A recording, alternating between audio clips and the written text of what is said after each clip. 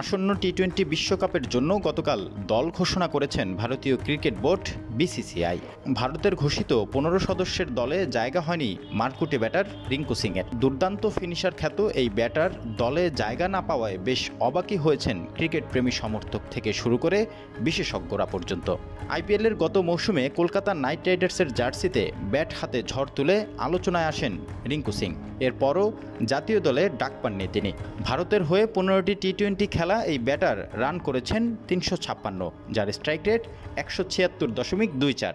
এমনকি 11টি ইনিংসেই তিনি ছিলেন অপরাজিত।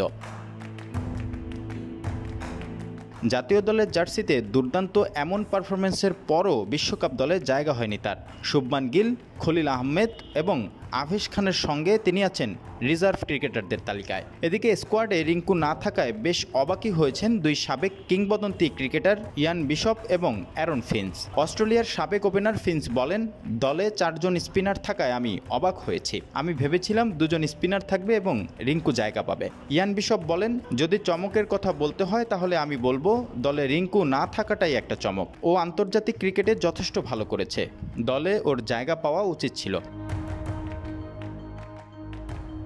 এদিকে সাবেক ভারতীয় কিংবদন্তি ক্রিকেটার সুনীল গাভাস্কার বলেন, সম্ভবত এবারের আইপিএলে ওর ফর্মই দলে জায়গা না পাওয়ার কারণ। অবশ্য ও এবার খুব একটা সুযোগও পায়নি। সম্ভবত এ কারণেই ওকে দলে রাখেননি নির্বাচকরা। এবারের আইপিএলে 8 ম্যাচ খেলে 123 রান করেছেন রিঙ্কু সিং। কেকেআরের হয়ে এবারের আসরে তিনি বড় ইনিংসও খেলতে পারেননি। সর্বোচ্চ খেলেছিলেন 26 রানের ইনিংস। ওদিকে চেন্নাই সুপার কিংসের জার্সিতে একাধিক ম্যাচ জেতানোর ইনিংস খেলেছেন শিবম দুবে। রিপন হুসাইন, ঢাকা মেইল।